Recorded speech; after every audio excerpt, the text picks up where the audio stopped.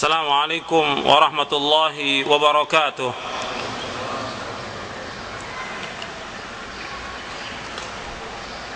إن الحمد لله نحمده ونستعينه ونستغفره ونعوذ بالله من شرور أنفسنا ومن سيئات أعمالنا. من يهده الله فلا مضل له ومن يضلل فلا هادي له. أشهد أن لا إله إلا الله وحده لا شريك له وأشهد أن محمدا عبده ورسوله. يا أيها الذين آمنوا اتقوا الله حق تقاته ولا تموتن إلا وأنتم مسلمون. يا أيها الناس اتقوا ربكم الذي خلقكم من نفس واحدة وخلق منها زوجها وبث منهما رجالا كثيرا ونساء واتقوا الله الذي تساءلون به والأرحام إن الله كان عليكم رقيبا. يا أيها الذين آمنوا اتقوا الله وقولوا قولا سديدا يصلح لكم أعمالكم ويغفر لكم ذنوبكم ومن يطع الله ورسوله فقد فاز فوزا عظيما. أما بعد فإن أصدق الحديث كتاب الله وخير الهدي هدي محمد صلى الله عليه وعلى آله وسلم وشر الأمور محدثاتها وكل محدثة بدعة وكل بدعة ضلالة وكل ضلالة في النار. Ayolah ikhwah, a'azakumullah, kepada hadirin dan hadirat, Bapak, ibu-ibu, ikhwan dan akhwat yang dimuliakan oleh Allah Subhanahu wa taala. Alhamdulillah, kita bersyukur kepada Allah Subhanahu wa taala atas segala nikmat yang Allah karuniakan kepada kita. Nikmat iman, nikmat Islam, nikmat sehat, nikmat afiah, nikmat dijauhkan dari malapetaka, nikmat diberikan waktu yang luang oleh Allah Subhanahu wa taala, nikmat diberikan taufik oleh Allah untuk memanfaatkan waktu yang luang dan kesempatan yang ada untuk talabul ilmi syar'i. Dan kita selalu memohon kepada Allah agar kita diberikan taufik untuk melaksanakan al-amalus saleh, amal-amal yang saleh yang diridhai oleh Allah dan dicintainya. Ayolah ikhwah wal akhwat, a'azakumullah. Pada hari ini, hari Ahad, tanggal 1 Sya'ban 1429 Hijriah atau tanggal 3 Agustus 2008 di Masjid Jakarta Islamic Center, Jakarta Utara, kita akan membahas bedah buku Mulia dengan Manhaj Salaf. Arti buku ini yang kita akan bahas, buku saya, Mulia dengan Manhaj Salaf. Kita membahas materi ini yang pertama karena banyak kaum muslimin yang tidak tahu tentang manhaj salaf. Kita membahas materi ini karena banyak kaum muslimin yang tidak tahu tentang manhaj salaf. Bahkan sebagian dari para dai pun tidak tahu. Para dai, ustadz, kiai tidak tahu tentang manhaj salaf ini. Yang kedua, kita bahas materi ini karena ada sebagian dai yang mengatakan bahwa kita cukup berpegang kepada Al-Quran dan Sunnah. Mereka berdalil dengan hadis yang diriwayatkan oleh Imam Hakim, taraktu fikum amrayni lan tadillu ma tamassaktum bihima kitaballahi wa sunnati. Aku tinggalkan kepada kalian yang apabila kalian berpegang dengan kedua ini, jadi aku tinggalkan kalian dua perkara yang apabila kalian berpegang dengan dua perkara ini, kalian tidak akan sesat selama-lamanya, yaitu kitabullah dan sunnahku. Ini dipegang oleh sebagian dai. Kita mencukupkan dengan Quran dan sunnah. Nah, kita tanya kepada mereka, kalau kita mencukupkan dengan Quran dan sunnah saja, lantas pemahaman, penafsiran, penjelasan tentang Quran dan sunnah itu menurut siapa? Menurut pemahaman siapa? Menurut penjelasan siapa? Kalau mereka mengatakan ya penjelasan para ustadz, para kiai, kalau begitu akan ada ribuan pemahaman. Dan semua dari firqah yang sesat pun mengatakan bahwa mereka berpegang pada Al-Quran dan Sunnah. Maka di sini saya akan menjelaskan di dalam pembahasan kita pada hari ini bahwa tidak cukup orang hanya mengatakan bahwa berpegang kepada Al-Quran dan Sunnah. Sebab kita harus lihat bahwa pemahaman yang hak, pemahaman yang benar, yang nanti saya akan jelaskan, itu pemahaman salafus saleh. Kemudian juga sebab yang ketiga, karena adanya syubhat dari ahlul bidah, dari hizbiyin, yang mengatakan bahwa salaf ini merupakan hizb, merupakan kelompok yang baru, agama yang baru kata mereka. Kita katakan bahwa salaf bukan hizb, bukan kelompok, bahwa kita intisab, menisbatkan diri kita kepada generasi yang terbaik dari umat ini, yang telah mendapatkan pujian dari Allah dan mendapatkan pujian dari Rasulnya sallallahu alaihi wasallam.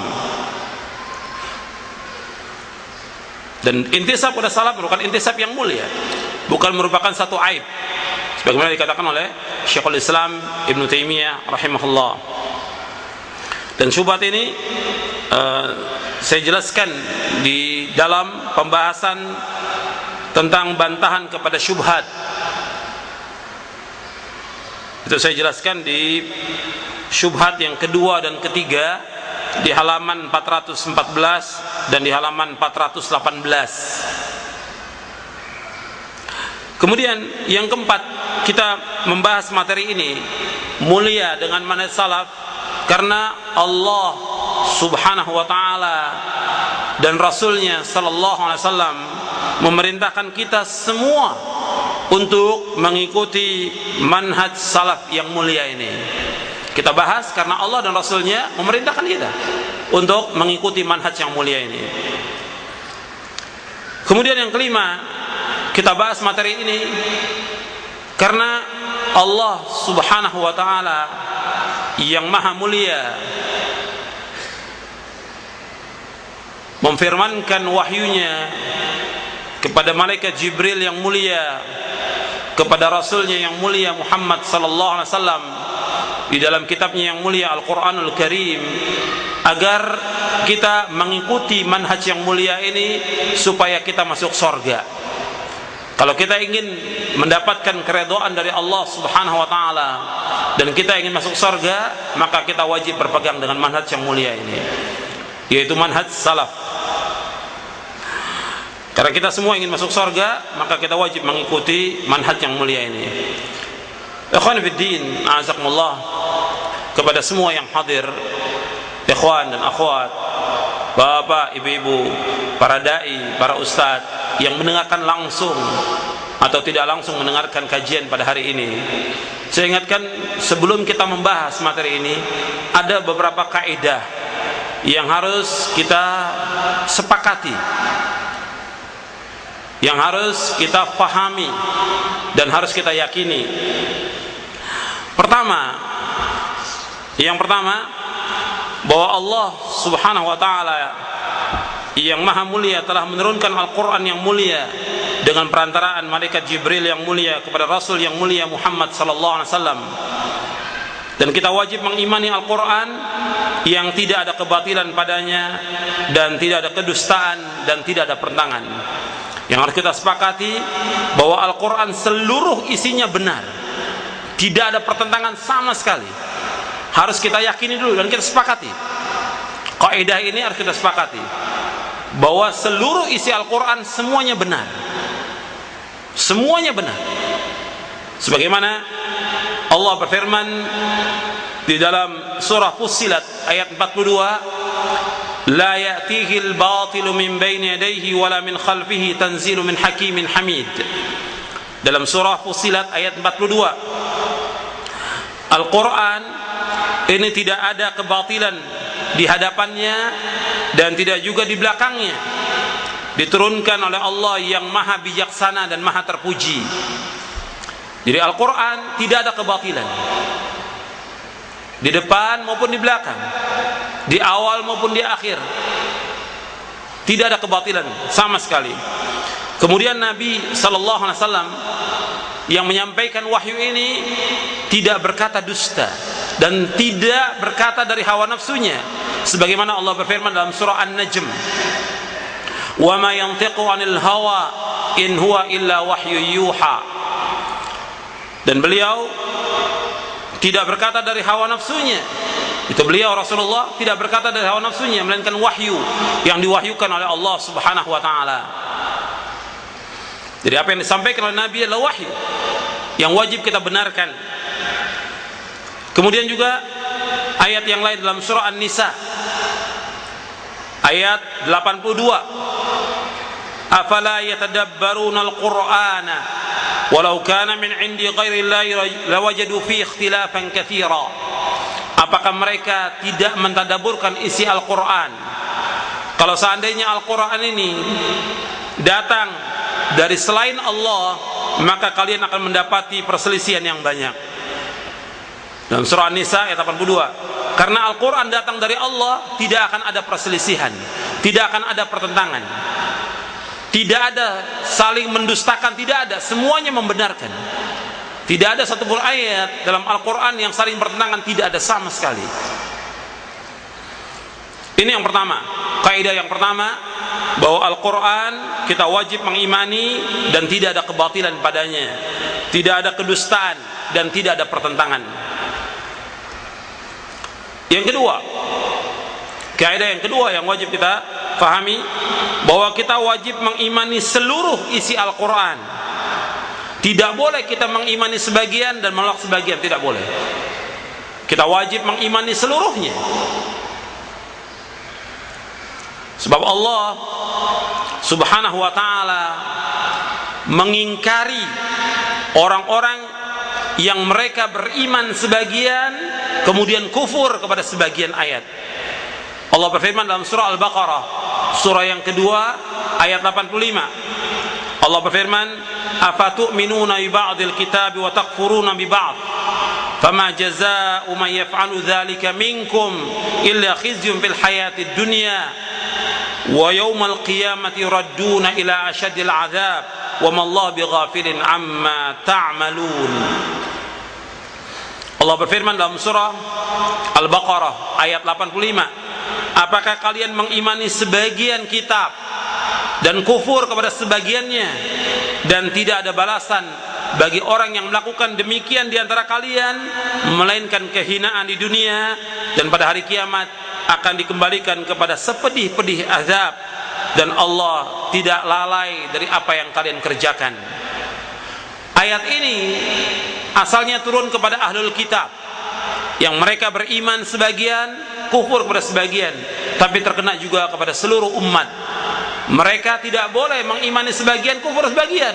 Mereka wajib mengimani seluruh isi Al-Quran, wajib mengimani seluruh isi Al-Quran. Tidak ada satupun ayat yang bertentangan antara satu dengan yang lain. Kita imani semua ayat-ayat Al-Quran tentang apa saja, tentang akidah, tentang ibadah, tentang akhlak, tentang muamalah, tentang tauhid rububiyah, uluhiyah, asma wa sifat, dan yang lainnya. Kita wajib mengimani. Tidak ada pertentangan sama sekali dalam Al-Quran.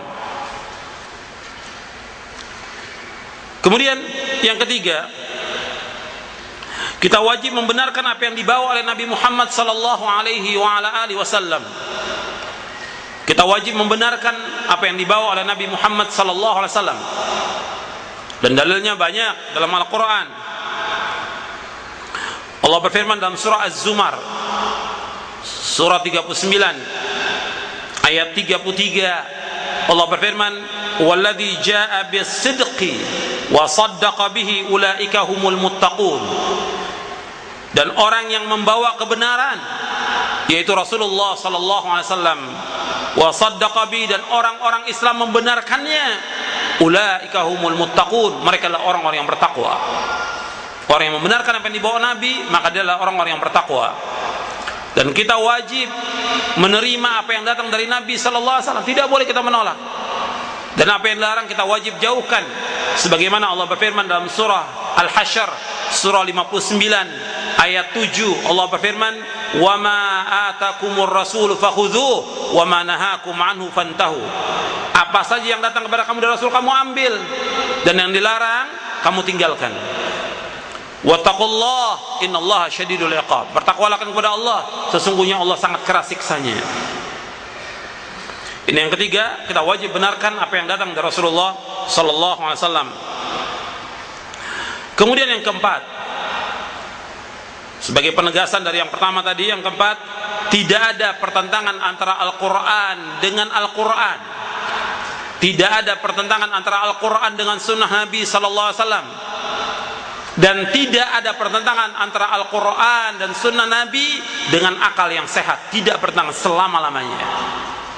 Tidak ada pertentangan antara Al-Quran dengan Al-Quran. Tidak ada pertentangan antara Al-Quran dengan sunnah. Tidak ada pertentangan antara Al-Quran dengan akal yang sehat.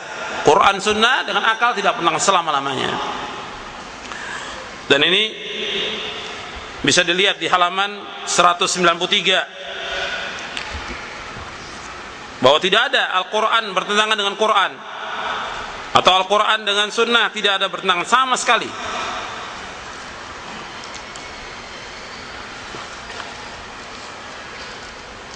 Jadi wajib kita ketahui bahwa semua dalil-dalil syar'i tidak ada satupun yang bertentangan antara satu dengan yang lainnya selama-lamanya. Adapun yang dianggap pertentangan oleh orang yang melihatnya di antara dalil Al-Quran dan As-Sunnah, maka itulah pertentangan yang tampak, yang timbul dari diri seorang mujtahid atau pemahamannya. Namun pada hakikatnya tidak ada pertentangan di antara dalil-dalil syar'i tersebut. Hendaklah diketahui bahwa hukum-hukum Allah dan hukum-hukum Rasulnya tidak bertentangan. Semua berjalan dari satu sumber. Ini perkataan Imam Syafi'i rahimahullah. Begitu juga perkataan Imam Abu Bakar Muhammad bin Ishaq bin Khuzaimah rahimahullah. Antum lihat halaman 195. Kata Imam Abu Bakar bin Khuzaimah, aku tidak pernah mengetahui ada dua hadis dengan kedua sanadnya yang sahih dari Rasulullah saling bertentangan. Artinya tidak ada dua hadis yang saling bertentangan. Maka siapa saja yang mendapati pertentangan padanya, bawalah hadis itu kepadaku, aku akan memadukannya, aku akan menjelaskannya. Dan masih banyak lagi penjelasan para ulama, di antara penjelasan Al-Imam Ibnu Qayyim. Jadi ikhwan fillah, azakumullah, kepada seluruh yang hadir, seluruh yang mendengar ceramah ini atau kajian bedah buku ini, dan kepada seluruh dai dan ustadz, saya bawakan kaidah ini supaya kita tidak menolak tentang apa yang akan disampaikan nanti tentang wajibnya kita mengikuti pemahaman salafus saleh. Karena apa? Karena sebagian orang selalu mengatakan tidak ada dalam ayat Al-Quran yang mengatakan kita wajib mengikuti salaf. Di antara mereka mengatakan ini faham yang baru. Ada yang mengatakan Nabi tidak pernah menyuruh kita untuk mengikuti salaf, kata mereka. Nanti saya akan bawakan dalil-dalilnya dari Quran dan Sunnah yang sahih, dan pemahaman para sahabat, penjelasan juga para ulama, yang kita harus dan kita wajib mengikuti pemahaman salafus saleh. Maka saya jelaskan di sini di kaidah yang pertama, kita wajib membenarkan Al-Quran. Kalau kita membenarkan tentang wajibnya salat, wajibnya puasa, zakat, haji, wajib bertauhid, kenapa kita tidak mewajibkan tentang wajibnya mengikuti pemahaman salaf? Sedangkan nas ayat Al-Quran ada dalam Al-Quran, jelas, sharih, tidak ada kesamaran, jelas nasnya, dan ditafsirkan oleh para ulama mufassirin demikian. Begitu juga dalam sunnah Nabi yang sahih, dalam hadis Nabi dijelaskan tentang wajibnya kita mengikuti pemahaman salaf, jelas nasnya, sahih dan sharih, tidak ada kesamaran. Makanya kaidah ini saya bawakan sebagai muqaddimah supaya orang mengatakan bahwa ini nggak ada pertentangan. Dan tidak boleh mengatakan baru kita tahu, nggak ada masalah, kita baru tahu, tapi kita wajib mengikuti kebenaran. Kapan saja kita tahu kebenaran, jelas kebenaran itu wajib kita ikuti. Bukan karena barunya kita tahu kemudian kita tolak kebenaran itu. Jangan karena kita baru tahu kebenaran kita tolak kebenaran, tidak boleh. Kita bersyukur kepada Allah, kita tahu kebenaran. Kita bersyukur kepada Allah bahwa kita tahu kebenaran ini, ada ustadz atau dai yang menjelaskan tentang kebenaran yang dasarnya dari Al-Quran dan Sunnah yang sahih menurut pemahaman para sahabat. dijelaskan juga oleh para ulama, kita bersyukur ada ustadz yang menjelaskan demikian, ada dai yang menjelaskan, kita bersyukur, bukan kita menolak kebenaran yang datang dari Al-Quran dan Sunnah ini. Kadang-kadang karena yang menyampaikan dakwah ini anak-anak muda, padahal dalil yang disampaikan jelas, kemudian mereka tolak dan menganggap bahwa pemahaman ini adalah pemahaman yang baru.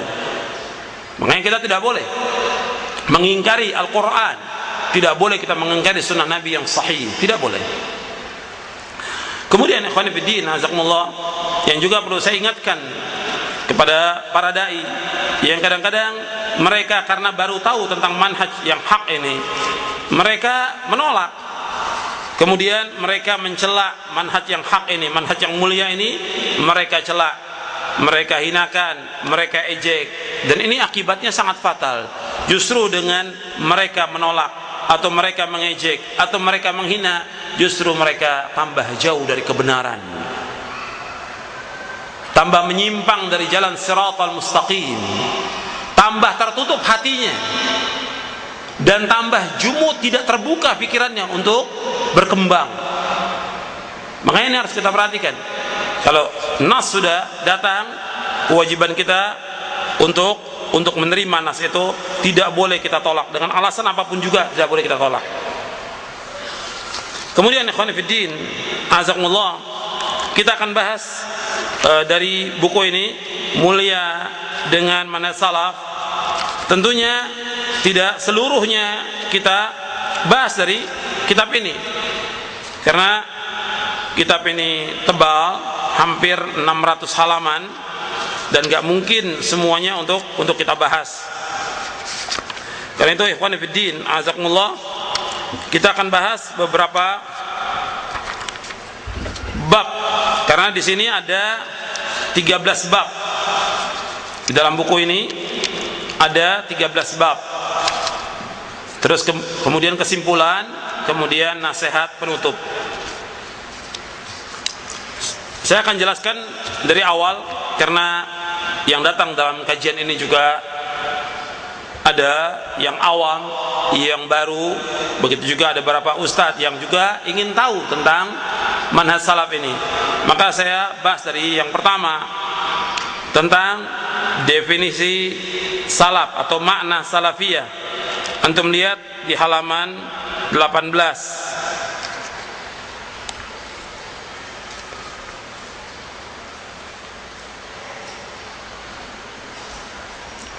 Jadi di halaman 15 saya jelaskan tentang definisi salaf menurut istilah.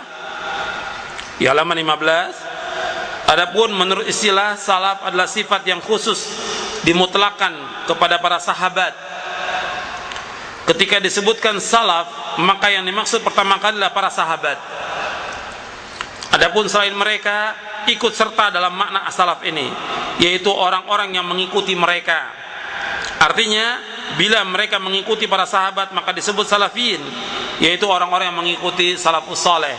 Tentunya mengikutinya dengan baik, sebagaimana Allah berfirman di dalam surah At-Taubah ayat 100, was-sabiqunal awwalun minal muhajirin wal ansar walladzina ittaba'uuhum bi ihsanin radhiyallahu anhum wa radu an wa'adda lahum jannatin tajri tahta al-anharu khalidina fiha abada dzalikal fawzul azim. Orang-orang yang terdahulu, lagi yang pertama masuk Islam dari golongan muhajirin dan ansar, dan orang-orang yang mengikuti mereka dengan baik, Allah ridho kepada mereka dan mereka pun ridho kepada Allah, dan Allah menyediakan bagi mereka surga-surga yang mengalir sungai-sungai di bawahnya, mereka kekal di dalamnya selama-lamanya. Itulah kemenangan yang besar. Di dalam ayat ini Allah menyebutkan generasi pertama umat ini, yaitu para sahabat ridwanullah alaihim ajma'in dari kalangan muhajirin ansar. Mereka adalah orang-orang yang diridhoi oleh Allah dan mereka dijamin masuk surga. Dan orang-orang setelah mereka yang mengikuti mereka dengan baik dalam akidah, manhaj dan lainnya, maka mereka pun akan mendapatkan ridho dari Allah dan mereka akan masuk surga. Kemudian selanjutnya di halaman 19, setelah saya bawakan penjelasan tentang makna bahasa tentang salaf dan istilah, kemudian saya simpulkan istilah salaf. Untuk melihat halaman 19, istilah salaf adalah istilah yang sah, yaitu istilah yang dipakai untuk orang-orang yang menjaga keselamatan akidah dan manhaj. Orang-orang yang menjaga keselamatan akidah dan manhaj menurut apa yang dilaksanakan oleh Rasulullah SAW dan para sahabatnya sebelum terjadi perselisihan, sebelum terjadi perpecahan. Ini tentang salaf, artinya orang yang menjaga akidah dan menjaga manhaj. Jadi manhaj, yang dimaksud manhaj itu yaitu kaedah-kaedah dan ketentuan-ketentuan bagi setiap pembelajaran ilmiah. Itu yang dikatakan manhaj. Adapun menurut istilah, manhaj adalah jalan yang benar, jalan hidup yang lurus dan terang dalam beragama menurut pemahaman para sahabat. Dan manhaj ini lebih umum daripada akidah. Itu di halaman 13 dan halaman 14 tentang pengertian manhaj. Kemudian pengertian salafiyah di halaman 19. Adapun salafiyah, maka itu adalah nisbat kepada manhaj salaf, dan adalah penisbatan yang baik kepada manhaj yang benar dan bukan bid'ah. Artinya bukan bid'ah dan bukan mazhab yang baru. Syekhul Islam Ibnu Taimiyah rahimahullah yang wafat tahun 728 Hijriah, beliau berkata, la aiba ala man adhara madhhab as-salaf wa intasaba ilaihi wa i'tazza ilaihi, bal yajibu qabulu dhalika minhu bil ittifaq, fa inna madhhab as-salaf la yakunu illa haqqan. Bukanlah merupakan aib bagi orang yang menampakkan mazhab salaf dan menisbatkan dirinya kepadanya, bahkan wajib menerima yang demikian darinya berdasarkan kesepakatan para ulama, karena mazhab salaf tidak lain kecuali kebenaran. Ini beliau sebutkan dalam Majmu' Fatawa Syekhul Islam Ibnu Taimiyah di juz yang keempat. Kemudian di dalam Majmu' Fatawa di juz yang keempat juga beliau mengatakan, telah diketahui bahwa karakter ahlul ahwa, pengekor hawa nafsu, meninggalkan atau tidak mengikuti generasi salaf. Jadi kebiasaan dari ahlul bidah, mereka nggak mau intisab kepada salaf, tidak mau menisbatkan dirinya kepada salaf. Itu secara umum dari ahlul bidah. Jadi istilah salaf bukan istilah yang baru. Istilah ini sudah digunakan sejak zaman Nabi sallallahu alaihi wasallam. Dan salaf tidaklah menunjukkan kepada satu golongan, tetapi menunjuk kepada orang-orang yang berpegang pada Al-Quran Sunnah menurut pemahaman yang benar.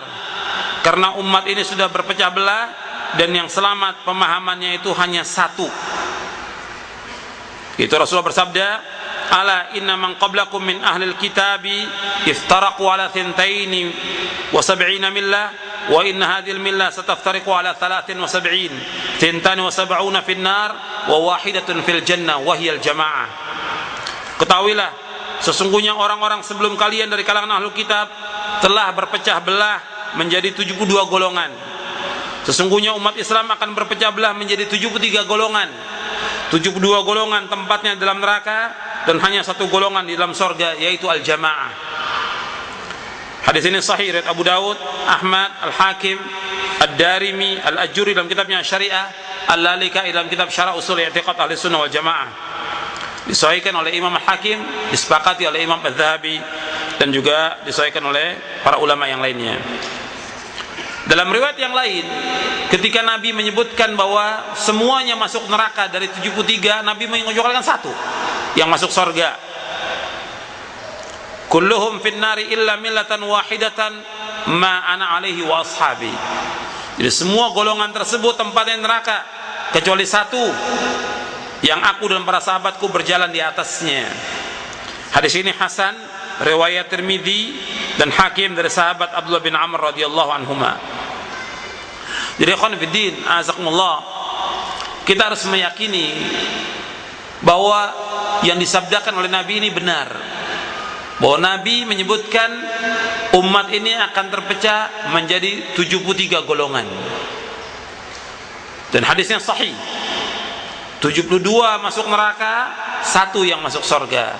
Nabi menyebutkan 1 yang masuk surga, yaitu orang-orang yang mengikuti Rasulullah dan para sahabatnya. Kemudian ikhwan fillah, azakumullah, antum lihat di halaman 22, siapa yang disebut dengan salafi? Artinya orang yang menisbatkan dirinya kepada salaf disebut dengan salafi. Siapa mereka itu? Jadi salafi ialah setiap orang yang berada di atas manhaj salaf dalam akidah, syariat, akhlak dan dakwah.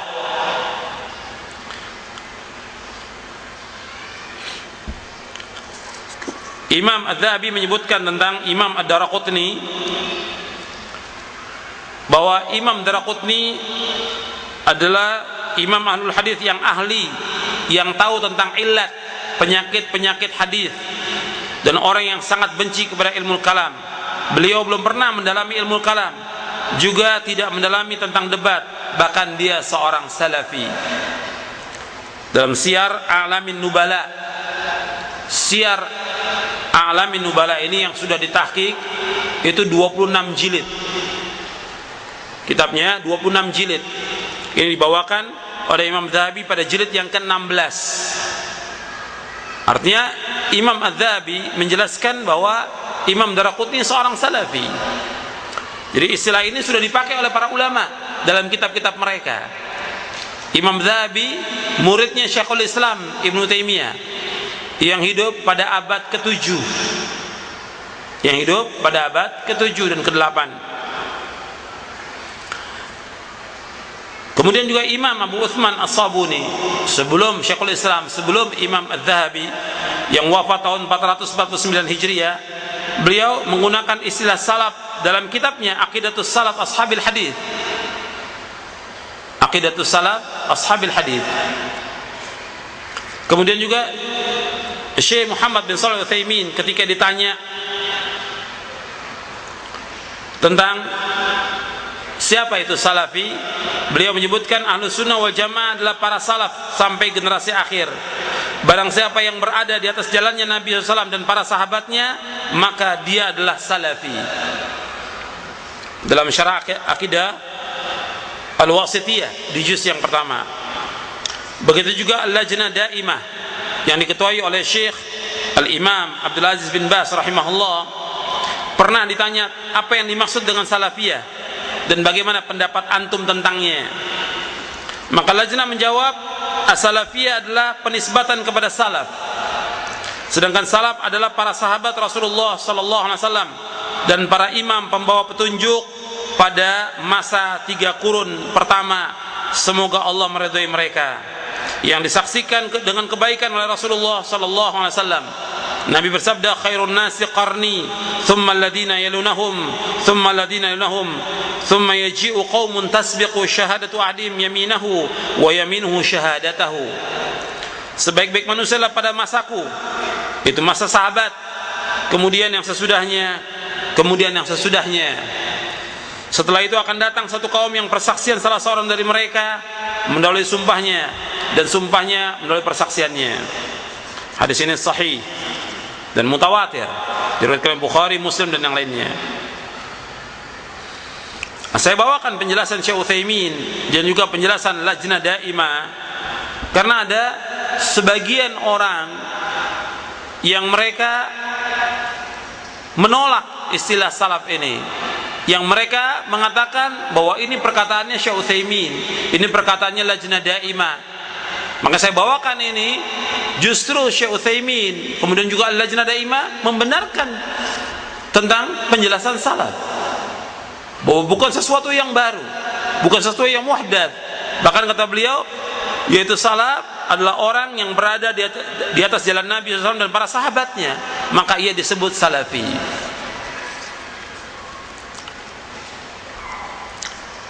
Salafiyun adalah bentuk jamak dari salafi, sebuah nisbat kepada salaf. dan maknanya telah dijelaskan. Artinya mereka adalah orang-orang yang berjalan di atas manhaj salaf dalam mengikuti Al-Quran dan As-Sunnah, mendakwakan keduanya dan mengamalkan keduanya. Maka dengan itu mereka adalah Ahlussunnah wal Jamaah. Wabillahi taufiq. Ini fatwa Lajnah Daimah lil Buhuth al-Ilmiyah wal Ifta' di juz yang kedua.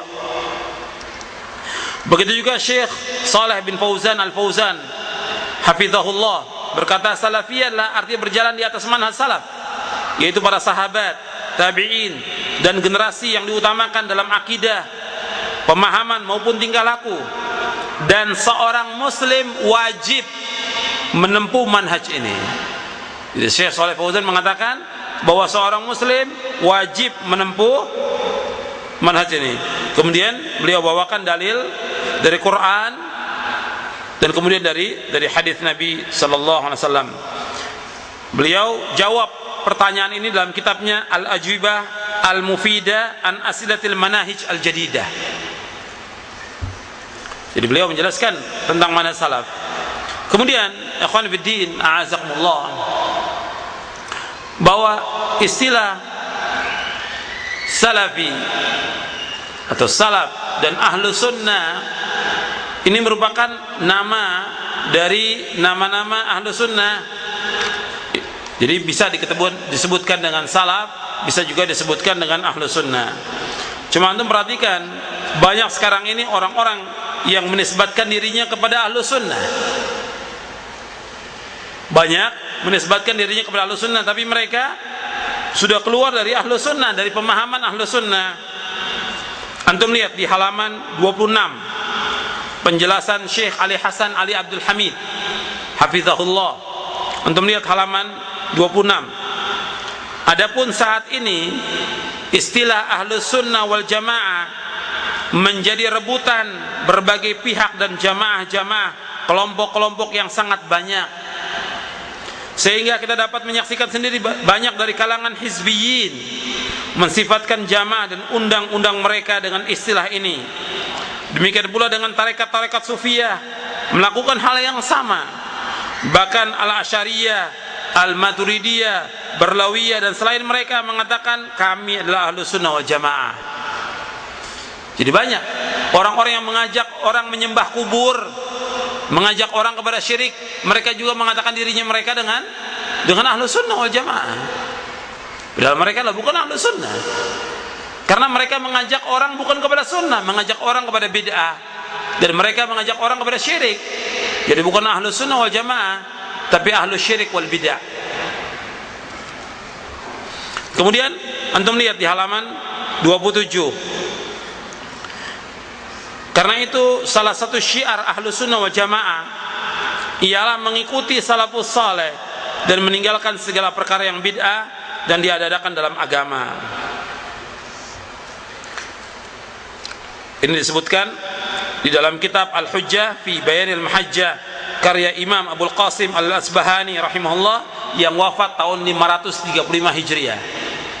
Jadi syiar Ahlussunnah itu mengikuti salafus saleh. Jadi kalau mereka mengatakan dirinya Ahlussunnah, mereka wajib mengikuti salafus saleh. Jadi kita memakai istilah salaf bukan istilah yang baru, karena para ulama menggunakan.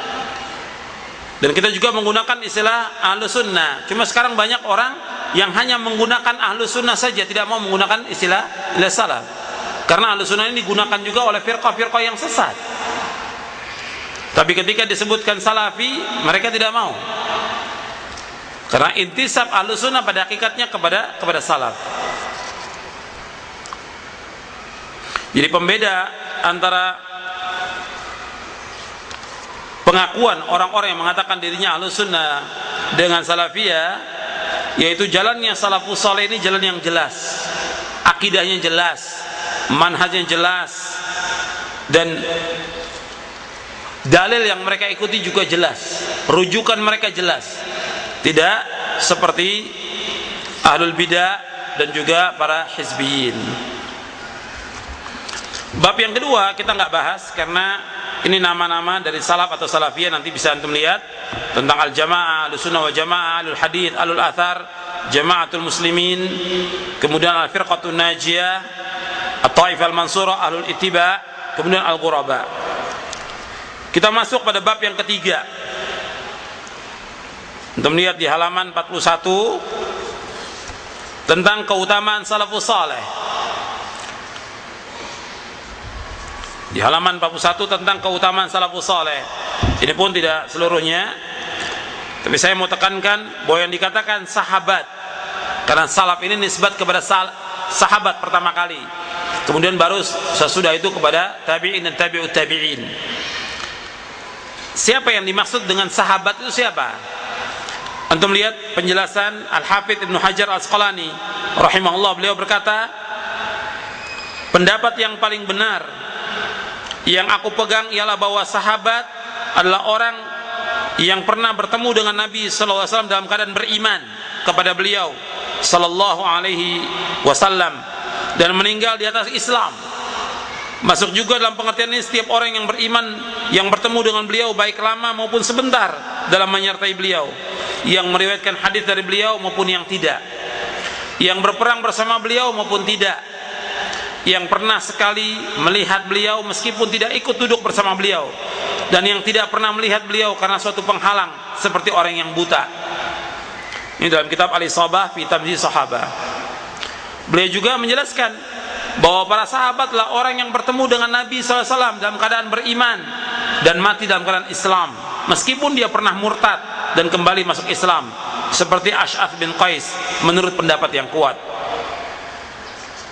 Kemudian Imam Bukhari rahimahullah mengatakan, siapa saja dari kalangan kaum muslimin yang pernah menyertai dan melihat Rasulullah SAW, maka ia terhitung sebagai sahabat Nabi SAW. Jadi para sahabat adalah orang yang bertemu dengan Nabi dalam keadaan Islam dan dia wafat dalam keadaan Islam. Itu sahabat. Jadi dia bertemu dengan Nabi, melihat Nabi, dia duduk dengan Nabi, apakah dia meriwayatkan atau tidak, sebentar atau lama, maka dia dikatakan sahabat. Jadi bertemu dalam keadaan Islam dan juga wafat dalam keadaan Islam, bertemu dalam keadaan beriman dan wafat dalam keadaan beriman. Dan di sini tidak masuk kepada orang munafik meskipun dia bertemu dengan Nabi. Tidak masuk juga kepada orang kafir. Karena orang-orang Syiah mereka memasukkan bahwa orang munafik juga sahabat. Berarti sahabat kata mereka munafik, kata orang-orang Syiah. Lanatullah alaihim. Karena mereka mengatakan bahwa bertemu, melihat dengan Nabi, tapi di sini dalam keadaan beriman. Sedangkan orang munafik, nifak itu tidak beriman. Dia mengatakan dengan lisannya, tapi hatinya mendustakan. Orang munafik, dia ikut salat bersama kaum muslimin, ikut juga berperang, tapi mereka benci kepada Islam. Maka tempatnya mereka disebutkan oleh Allah bahwa munafik fid darkil asfali minan nar, di dalam keraknya neraka. Orang-orang munafik.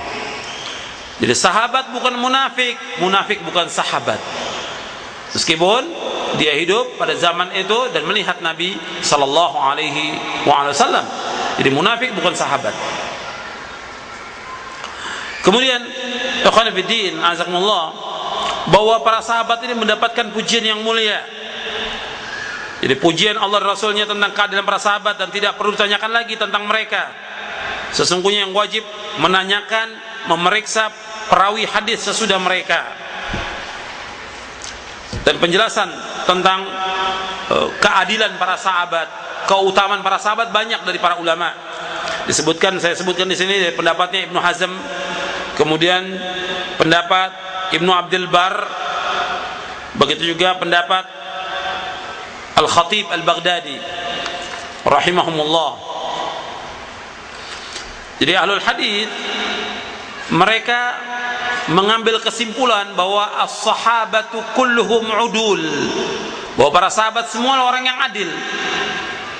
Jadi kalau mereka meriwayatkan hadis, mereka enggak usah diperiksa, berbeda dengan orang-orang sudahnya. Kemudian Al-Hafidz Ibnu Hajar Al-Asqalani mengatakan bahwa ahlu sunnah telah sepakat bahwa seluruh sahabat adalah adil dan tidak ada yang menyalahi kesepakatan ini kecuali sedikit dari ahlul bid'ah. Seperti siapa? Seperti Khawarij, Syiah, Mu'tazilah, mereka meragukan tentang para sahabat Rasulullah SAW. Padahal Allah SWT telah memuji mereka bahwa mereka adalah sebaik-baik umat, dan mereka adalah umat yang wasat. Wa kadzalika ja'alnakum ummatan wasatan litakunu syuhada 'alan nas wa yakuna ar-rasulu 'alaikum syahida. Dan demikianlah pula kami telah menjadikan kamu umat Islam, umat yang adil dan pilihan, agar kamu menjadi saksi atas perbuatan manusia, dan agar Rasul Muhammad SAW menjadi saksi atas perbuatan kalian.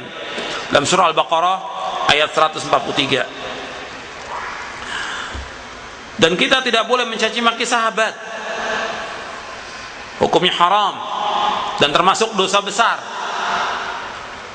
Nabi bersabda dalam hadis yang sahih, antum lihat di halaman 45, la tasubu ashabi fa walladhi nafsi biyadi law anna adakum anfaqa mithla uhudin dhahaba ma balagha mudda adihim wala nasifah, ma balagha mudda adihim wala nasifah. Janganlah kamu mencaci maki sahabatku, demi zat yang diriku berada di tangannya, jika seandainya salah seorang dari kalian infak sebesar gunung Uhud berupa emas, maka belum mencapai nilai infak mereka, meskipun mereka infak hanya 1 mud, yaitu sepenuh 2 tapak tangan, dan tidak juga separuhnya. Hadis ini sahih, riwayat Bukhari, Muslim, Abu Dawud, Tirmidzi, Ahmad, Al-Baghawi, dan yang lainnya dari sahabat Abu Sa'id Al-Khudri. Jadi ikhwan fillah, azakumullah, ini tentang keutamaan para sahabat yang kita tidak boleh mencaci maki mereka, tidak boleh mencela mereka, tidak boleh menghina mereka, tidak boleh juga kita memperbincangkan tentang kekeliruan dan kesalahan mereka atau ijtihad mereka. Mereka sudah berlalu. Seandainya terjadi perselisihan di antara mereka, itu karena ijtihad. Seperti yang terjadi dalam perang Jamal dan perang Siffin, berperangnya Aisyah dengan Ali bin Abi Thalib, begitu juga Ali dengan Muawiyah radhiyallahu anhum ajma'in. Ini sudah berlalu, dan itu pun karena ijtihad. Karena ijtihad. Kalau ijtihadnya mereka benar dapat 2 ganjaran, kalau salah dapat 1 ganjaran. Mereka mujtahidun.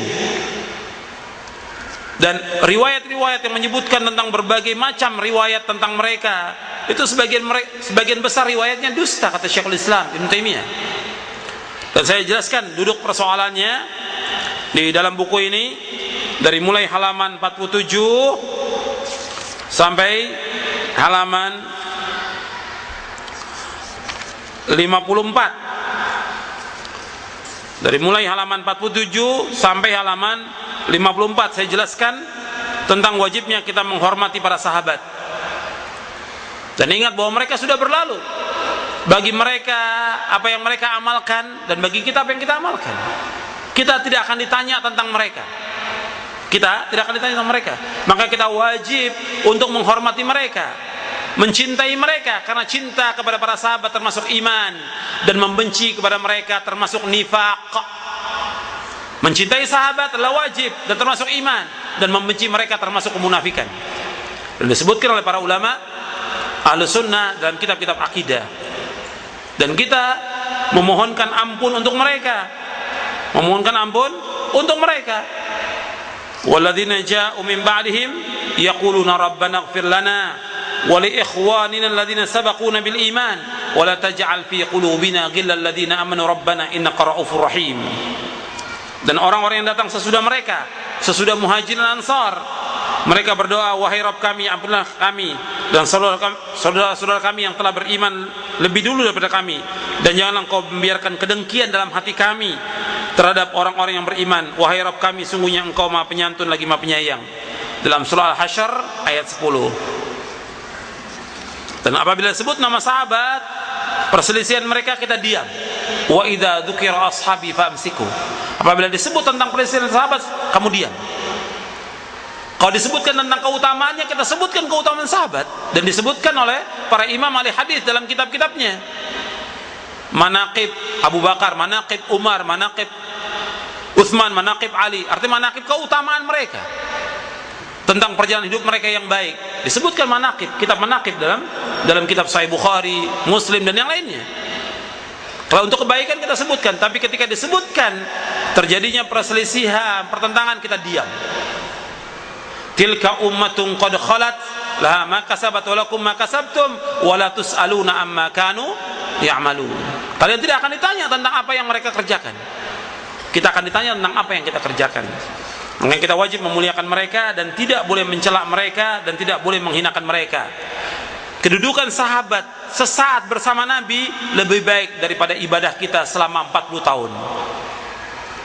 Antum lihat di halaman 52. Perkataan Abdullah bin Umar, la tasubu ashaba Muhammadin SAW fala maqamu ahadim sa'atan khairun min amali ahadikum arba'ina sanah.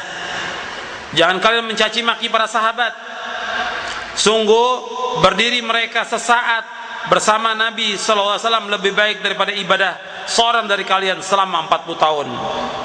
Riwayat ini sahih, diriwayatkan oleh Imam Ahmad dalam kitabnya Fadailus Sahabah dan Ibnu Abi Asim dalam kitabnya As-Sunnah. Sekarang kita masuk bab yang keempat. Di bab yang keempat, bab ini menjelaskan tentang dalil-dalil bahwa manhaj salaf sebagai hujjah yang wajib diikuti oleh kaum muslimin. Dalil-dalil bahwa manhaj salaf sebagai hujjah yang wajib diikuti oleh kaum muslimin.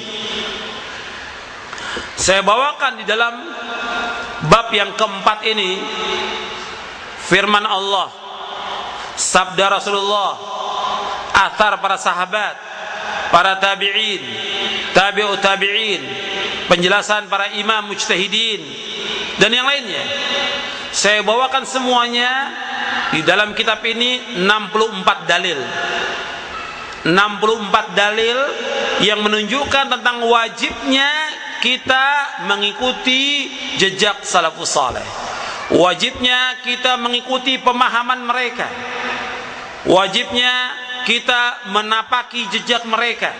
Wajibnya kita beragama menurut apa yang mereka laksanakan dari agama Islam ini. Karena mereka adalah orang-orang yang dipuji oleh Allah dan oleh Rasulnya sallallahu alaihi wasallam. Saya tidak akan bawakan semua.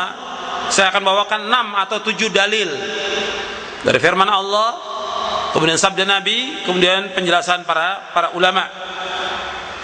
Jadi tidak semuanya, semua dalil dibacakan, beberapa dalil aja yang penting. Sebab dalil ini tetap harus dibacakan, meskipun hanya beberapa dalil harus dibacakan agar kaum muslimin faham. Terutama juga para dai, para ustadz, kiai, supaya mereka juga mendengar bahwa ini dalil dari Quran yang jelas dan benar, yang tidak boleh kita tolak. Bahwa ayat ini menjelaskan tentang wajibnya kita mengikuti salafus saleh.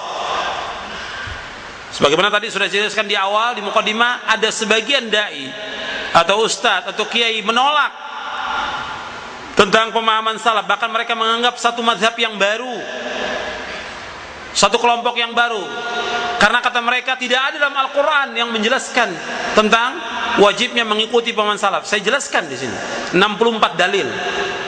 Makanya diantaranya yang pertama saya jelaskan,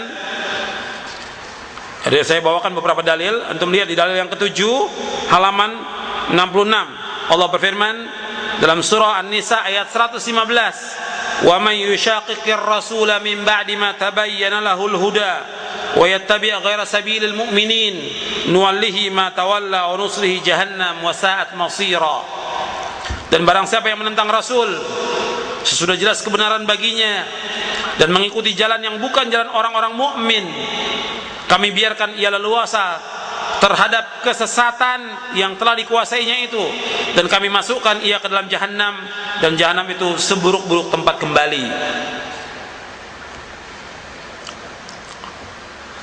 Kemudian dijelaskan oleh Ibnu Abi Jamrah rahimahullah bahwa para ulama telah berkata mengenai makna firman Allah ini, dan mengikuti jalan yang bukan jalan orang yang beriman. Yang dimaksud dengan orang yang beriman yaitu jalannya para sahabat, generasi yang pertama, karena mereka adalah orang-orang yang mengambil khitab wahyu langsung melalui diri mereka, dan mereka mengobati muskilah yang terjadi di dalam diri mereka dengan bertanya kepada Rasulullah dengan baik. Jadi mereka yang pertama. Karena itu kalau orang yang menyalahi jalannya kaum mukminin, yaitu orang-orang yang menyalahi jalannya para sahabat.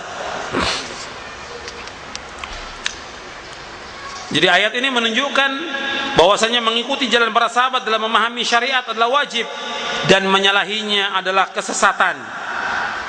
Sebab yang pertama kali beriman adalah para sahabat. Yang pertama kali beriman kepada Rasulullah sallallahu alaihi wasallam adalah para sahabat. Jadi kalau disebutkan di sini wa yattabi' ghaira sabilil mu'minin, dan mengikuti jalan selain jalan kaum mukminin, yaitu mengikuti jalan selain jalan para sahabat. Karena yang pertama kali beriman para sahabat. Jadi orang yang tidak mengikuti jalannya para sahabat, Allah mengatakan nuwallihi ma tawalla, kami biarkan dia sesat, wa nuslihi jahannam, dan kami akan masukkan dia ke neraka jahannam. Kemudian dijelaskan oleh Syekhul Islam, antum lihat halaman 68. Kata Syekhul Islam Ibnu Taimiyah rahimahullah, sungguh Allah Ta'ala telah mempersaksikan para sahabat Nabi-Nya sallallahu alaihi wasallam dan orang-orang yang mengikuti mereka dengan baik dengan keimanan. Maka diketahui secara pasti bahwa mereka lah yang dimaksud dalam ayat yang mulia ini, apabila telah tetap bahwa mereka berada di atas petunjuk dan bahwa jalan mereka menuju kepada keridhaan Allah dan beruntung dengan mendapat surga, maka tetap pula bahwa orang yang mengikuti selain jalan mereka, Allah akan palingkan mereka kemana mereka berpaling, dan Allah akan memasukkan mereka ke neraka jahannam. Ini penjelasan Syekhul Islam di dalam kitabnya Naqdul Mantiq halaman pertama dan kedua, dan juga dalam Majmu' Fatawa di juz yang ke-20. Sekarang yang kedua dalilnya, halaman 69 dan halaman 70, yaitu di buku ini dalil yang ke-8. Allah berfirman dalam surah Al-An'am ayat 153,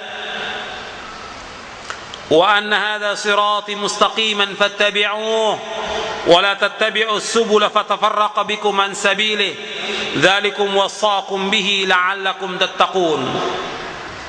Dan sungguh inilah jalanku yang lurus, maka ikutilah. Jangan kamu ikuti jalan-jalan yang lain yang akan mencerai-beraikan kamu dari jalannya. Demikianlah dia memerintahkan kepada kamu agar kamu bertakwa. Surah Al-An'am ayat 153. Abdullah bin Mas'ud radhiyallahu anhu berkata, khatta lana Rasulullah sallallahu alaihi wasallam khattan biyadihi thumma qala hadha sabilullah mustaqima, وخط خطوطا عن يمينه وشماله ثم قال هذه سبل متفرقة ليس منها سبيل إلا عليه شيطان يدعو إليه ثم قرأ قوله تعالى وأن هذا صراطي مستقيما فاتبعوه ولا تتبعوا السبل فتفرق بكم عن سبيله ذلكم وصاكم به لعلكم تتقون. Rasulullah sallallahu alaihi wasallam membuat garis dengan tangannya. Kemudian beliau bersabda, ini jalan Allah yang lurus. Lalu beliau membuat garis-garis di kanan kirinya. Kemudian beliau bersabda, inilah jalan-jalan yang bercerai-berai, jalan yang sesat. Tidak ada satupun dari jalan-jalan ini kecuali dalamnya terdapat syaitan yang menyeru kepadanya. Selanjutnya beliau membaca firman Allah Ta'ala, dan sungguh inilah jalanku yang lurus, maka ikutilah. Jangan kamu ikuti jalan-jalan yang lain yang akan mencerai-beraikan kamu dari jalan Allah. Demikianlah dia memerintahkan kepada kamu agar kamu bertakwa. Riwayat Ibnu Mas'ud ini sahih, diriwayatkan oleh Imam Ahmad, Ad-Darimi, Al-Hakim, Al-Baghawi dalam kitabnya Syarh Sunnah, dihasankan oleh Syekh Al-Albani dalam kitabnya Dhilalul Jannah fi Takhrij Sunnah di Ibnu Abi Asim, dan juga di sini dimuat dalam tafsir An-Nasa'i. Antum perhatikan di dalam ayat ini Nabi menggaris satu garis yang lurus, di kanan kiri garis itu di garis-garis yang pendek. Dan Nabi mengatakan, ini jalanku yang lurus, ikuti. Jalan yang telah dilaksanakan oleh Rasulullah dan sahabatnya, ikuti.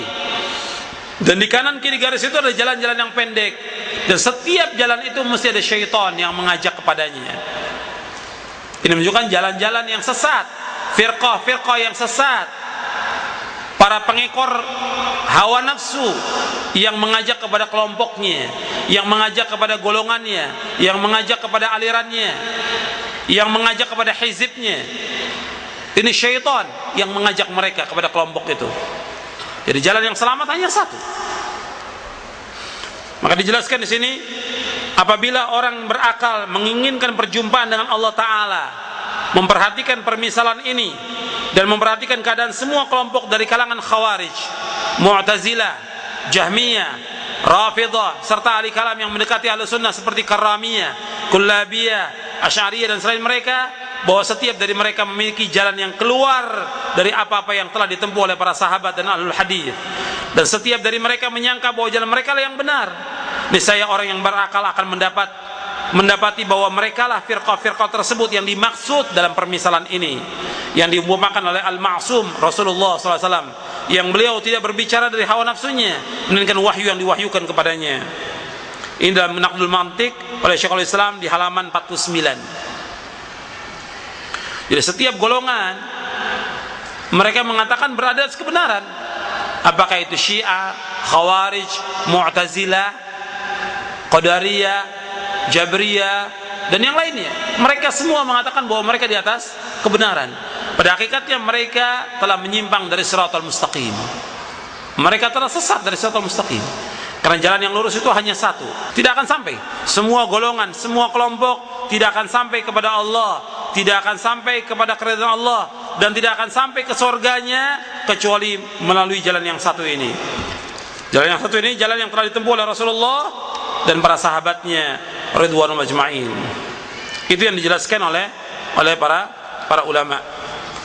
Dijelaskan juga oleh Ibnu Qayyim. Ibnu Qayyim menjelaskan bahwa seorang tidak akan sampai kepada Allah kecuali dengan satu jalan ini.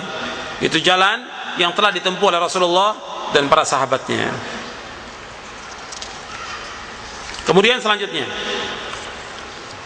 kita bahas halaman 82, 83. Di sini dalil yang ke-16.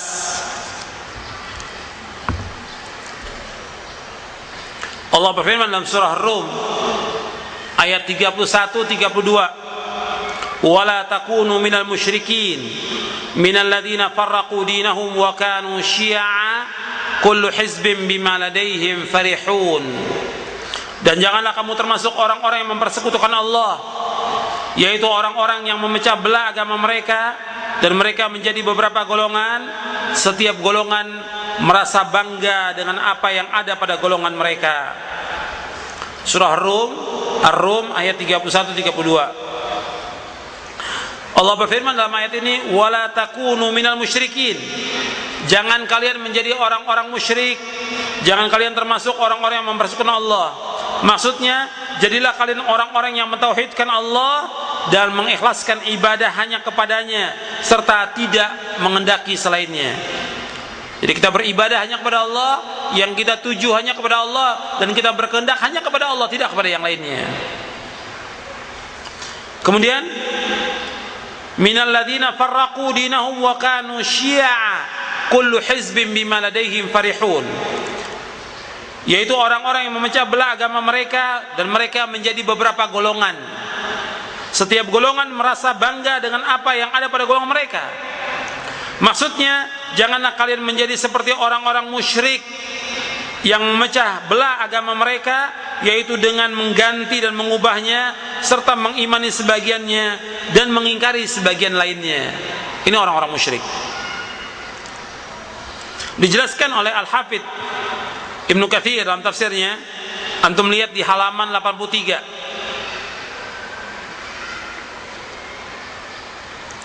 Kata Al-Hafidz Ibnu Katsir, para penganut agama sebelum kita, mereka berselisih di antara mereka menjadi beberapa pendapat dan agama yang batil. Setiap golongan dari mereka menyangka bahwa mereka lah yang berada di atas kebenaran.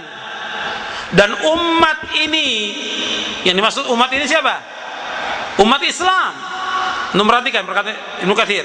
Dan umat ini, umat Islam pun berselisih di antara mereka. Semuanya sesat kecuali satu golongan. Mereka adalah Ahlus Sunnah wal Jamaah yaitu orang-orang yang berpegang teguh dengan kitabullah dan sunnah Rasulullah sallallahu alaihi wasallam serta manhaj generasi awal dari kalangan para sahabat dan tabi'in dan para imam kaum muslimin dari dulu hingga sekarang, sebagaimana yang diriwayatkan oleh Imam Hakim dalam kitabnya Al-Mustadrak bahwasanya beliau sallallahu alaihi wasallam ditanya tentang firqatun najiyah, golongan yang selamat di antara mereka, maka beliau menjawab, yaitu apa yang aku dan para sahabatku berjalan di atasnya saat ini. Dalam tafsir Ibnu Katsir di juz yang ke-6. Jadi antum perhatikan di sini Al-Hafidz Ibnu Katsir menjelaskan tentang ayat ini bahwa umat Islam berselisih, berpecah belah, semuanya sesat. Semuanya sesat kecuali satu. Siapa satu yang selamat itu? Yaitu orang yang berpegang teguh dengan kitabullah dan sunnah Rasulullah sallallahu alaihi wa ala alihi wasallam. Antum perhatikan, di antara para dai, para ustaz, para kiai, mereka punya tafsir Ibnu Katsir. Coba dilihat tentang tafsir ayat ini. Jelas Ibnu Katsir menjelaskan dalam ayat ini, tentang ayat ini, bahwa umat ini berpecah belah dan semuanya sesat kecuali satu, yaitu orang-orang mengikuti Rasulullah dan para sahabatnya.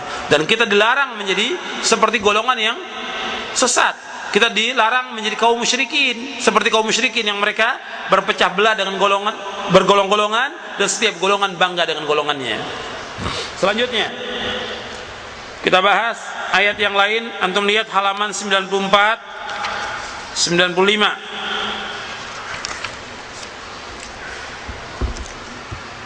Dalil yang ke-23 dalam kitab ini, dalam kitab mulia dengan nama salaf. Antum lihat halaman 94, surah Al-Jumu'ah ayat 2. Allah berfirman dalam surah Al-Jumu'ah, huwallazi ba'atsa fil ummiyina rasulan minhum yatlu 'alaihim ayatihi wa yuzakkihim wa yu'allimuhumul kitaba wal hikmah wa in kanu min qablu lafi dhalalin mubin. Dialah Allah yang telah mengutus kepada kaum yang buta huruf, kaum yang ummi, seorang rasul di antara mereka yang membacakan ayat-ayatnya kepada mereka, mensucikan mereka dan mengajarkan mereka kitab dan hikmah, yaitu as-sunnah. Dan sesungguhnya mereka sebelumnya benar-benar dalam kesesatan yang nyata. Surah Jumu'ah ayat 2. Antum lihat penjelasan ayat ini. Rasulullah SAW diutus untuk mendidik dan mengajarkan Al-Quran dan As-Sunnah kepada umat ini. Dan hal ini termasuk sebesar-besar tujuan dari kerasulan dan kenabian. Dan Rasulullah SAW mengajarkan kepada para sahabat, adapun orang-orang setelah mereka mendapatkan ilmu dari jalannya para sahabat. Cukuplah Nabi SAW mengajarkan Al-Quran dengan nas dan maknanya, kaidah dan ketentuannya, sebagaimana beliau mengajarkan as-sunnah kepada mereka dengan sebaik-baik pengajaran. Dan tidak ada seorang pun yang ikut serta dalam menimba ilmu bersama Rasulullah SAW. Maka tidak ada seorang pun yang menyamai para sahabat dalam ilmu dan pemahamannya. Orang yang belajar berhadapan langsung dengan beliau tidak sama seperti orang yang belajar dari selain beliau. Sebab tidak ada seorang pun yang menyamai Rasulullah SAW dalam menjelaskan dan mengajarkan Islam. Sesungguhnya orang-orang yang paling utama untuk kita ikuti adalah orang-orang yang paling sempurna ilmu dan pemahamannya. Sesungguhnya para sahabat adalah orang yang paling sempurna ilmu dan pemahamannya. Maka wajib bagi kita mengikuti dan mengutamakan mereka ketika terjadi perpecahan, perbedaan pendapat dan perbedaan hukum. Ini saya nukil dari kitab Al-Bayyinatus Salafiyah anna aqwal as-sahabah hujjatun syar'iyyah, dan juga dari kitab Basair Dzawi Syaraf bi syarah Marwiyati Manhajis Salaf. Anda perhatikan di sini bahwa Nabi SAW diutus oleh Allah membacakan Al-Quran dan juga mengajarkan Al-Hikmah, yaitu As-Sunnah. Dan yang pertama kali diajarkan para sahabat, tidak ada orang lain, tidak ada tabi'in, tidak ada tabi'ut tabi'in, tidak ada a'immatul mujtahid, tidak ada. Yang ada pada zaman itu sahabat yang bertemu dengan Nabi dalam keadaan beriman dan wafat dalam keadaan beriman. Nabi mengajarkan Islam ini kepada sahabat. Guru yaitu Nabi SAW, di muka bumi nggak ada orang menyamai Rasulullah, tidak ada. Di muka bumi ini nggak ada orang yang sama dengan Rasulullah. Rasulullah adalah orang yang paling baik, seutama-utama makhluk, Sayyidul Anbiya war Rasul, Sayyidul Khalqi ajma'in. Rasulullah penghulunya para nabi dan rasul, dan sebaik-baik makhluk Rasulullah SAW. Beliau adalah orang yang paling baik dalam mengajarkan Islam ini. Tidak ada di muka bumi sebaik Rasulullah SAW dalam mengajarkan Al-Quran dan Sunnah. Karena itu orang yang diajarkan jelas adalah orang yang paling baik, yang paling faham tentang Al-Quran dan Sunnah daripada yang lainnya yang ada di muka bumi ini. Sesudah para sahabat, yang paling paham tentang Quran dan Sunnah para sahabat, karena mereka menimba langsung dari Rasulullah. Makanya orang yang paling dalam ilmunya tentang Quran dan Sunnah para sahabat. Orang yang paling paham tentang Quran dan Sunnah para sahabat. Orang yang paling baik kata Rasulullah para sahabat. Dan orang yang mengamalkan Islam ini itu para sahabat. Yang pertama kali mendakwakan Islam itu para sahabat. Maka itu kita wajib mengikuti para sahabat, karena mereka yang paling paham tentang Al-Quran dan Sunnah. Jadi kita wajib mengikuti pemahaman mereka. Jadi orang yang paling utama adalah orang yang paling sempurna ilmu dan pemahamannya, dan para sahabat adalah orang yang paling sempurna ilmu dan pemahamannya, ridwanullah ajma'in. Ini dalil yang menunjukkan tentang wajibnya kita mengikuti pemahaman para sahabat. Kemudian selanjutnya antum lihat di halaman 96, hadis Irbad bin Sariyah.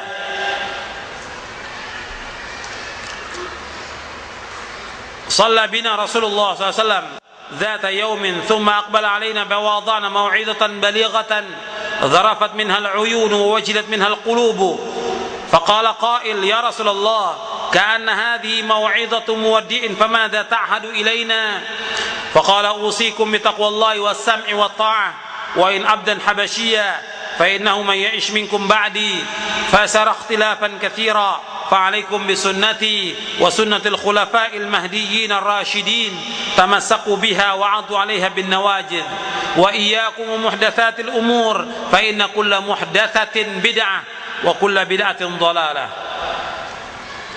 Kata Irbad bin Sariyah radhiyallahu an, ia berkata, suatu hari Rasulullah SAW pernah salat bersama kami, kemudian beliau menghadap kepada kami dan memberikan nasihat kepada kami dengan nasihat yang menjadikan air mata kami berlinang dan membuat hati kami menjadi takut. Maka seseorang berkata, wahai Rasulullah, nasihat ini seakan-akan nasihat dari orang yang akan berpisah. Maka apa yang kau wasiatkan kepada kami?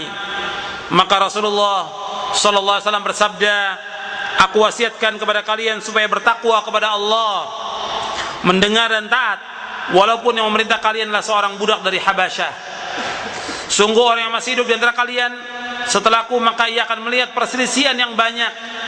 Maka wajib atas kalian berpegang teguh kepada sunnahku dan sunnah khulafaur rasyidin yang mendapat petunjuk.